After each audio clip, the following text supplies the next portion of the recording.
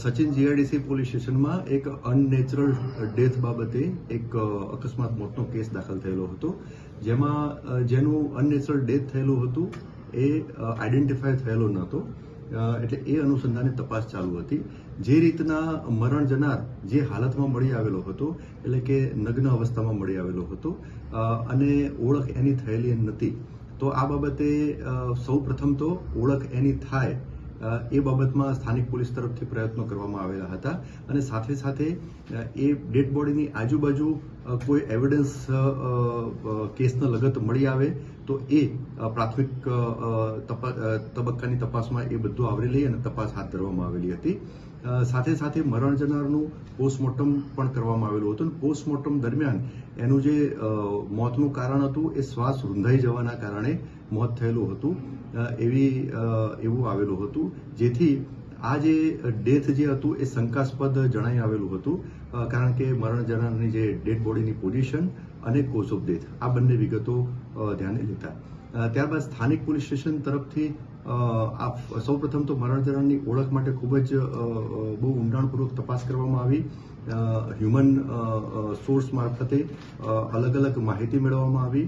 CCTV camera check કરવામાં આવે. CCTV કેમેરામાં આ જે મરણ જનારની એની મુવમેન્ટ જણાઈ આવેલી અને એ સાથે જ મરણ જનારનું ડેડ બોડી જે છે એ આઈડેન્ટિફાય થઈ ગયેલી અને મરણ જનારનું નામ દિનેશ રામદાસ યાદવ એ સચિન જીઆઈડીસી વિસ્તારમાં અને આસપાસ વિસ્તારમાં રખડતો ભટકતો હતો અને છૂટક મજૂરીનું કામ કરતો હતો એવું તપાસ દરમિયાન જણાઈ આવેલું હતું અને મૂળ એ યુપીનો રહેવાસી હતો.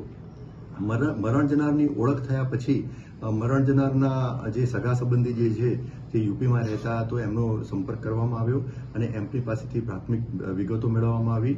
તો એમાં જણાઈ આવ્યું કે લગભગ 20-25 દિવસ પહેલા જ આ મરણ જનાર યુપીમાંથી અહીંયા આવેલો હતો. એના પહેલા પણ એ ઘણા લગભગ 3-4 વર્ષથી અહીંયા આ વિસ્તારમાં રહેતો હતો. ત્યારબાદ જે રીતની મેં આપને વાત કરી કે કોઝ ઓફ ડેથ શ્વાસ રૂંધાવાના કારણે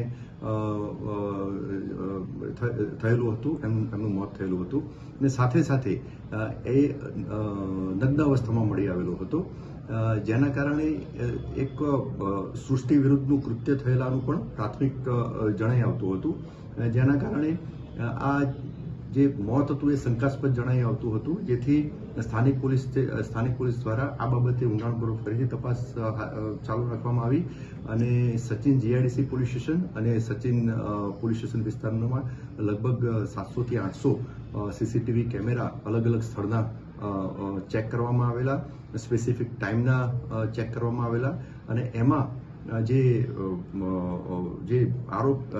મરણ જનારની અને આરોપીની મુવમેન્ટ એમાં ઝીરો ડાઉન કરવામાં આવેલી હતી.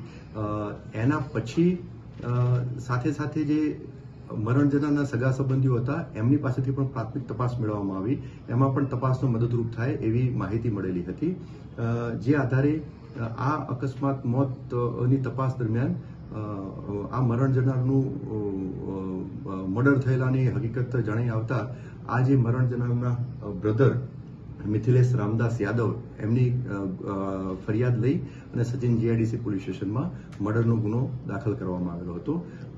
એમાં જે ફરિયાદમાં આરોપીનું નામ જે છે એ વેદ પ્રકાશ ઉર્ફે લક્ષ્મી કુશવાહા કરી આરોપી જે છે એ એના વિરુદ્ધમાં ગુનો દાખલ કરવામાં આવેલો હતો. ગુનાની તપાસ દરમિયાન આરોપી મળી આવેલ છે અને ગુનાની તપાસ દરમિયાન પૂરતા પુરાવા એકત્રિત થયેલ છે, જેના કારણે આરોપીની ધરપકડ પણ કરવામાં આવેલી છે.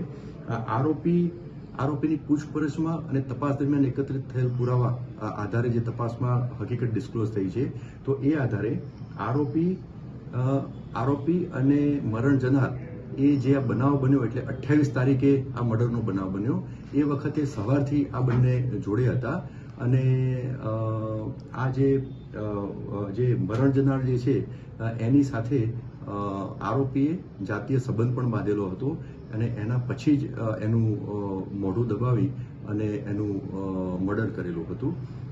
વધુમાં તપાસ દરમિયાન એવી પણ હકીકત જણાઈ આવેલી છે કે આરોપી સચિન જીઆઈડીસી અને કડોદરા જીઆઈડીસી પોલીસ સ્ટેશનના કુલ 7 અલગ અલગ પ્રકારના ગુનામાં સંડોવાયેલો છે અને હમણાં લગભગ 2-1 મહિના પહેલા જ આરોપી એ લાજપોર જેલમાંથી છૂટેલો છે. છેલ્લા લગભગ 2-2.5 વર્ષથી એ લાજપોર જેલમાં હતો આ આરોપી વિરુદ્ધમાં લૂંટ અને સચિન જીઆઈડીસીમાં કેમિકલ કાંડનો પણ એક બનાવ 2-1 વર્ષ પહેલા બનેલો.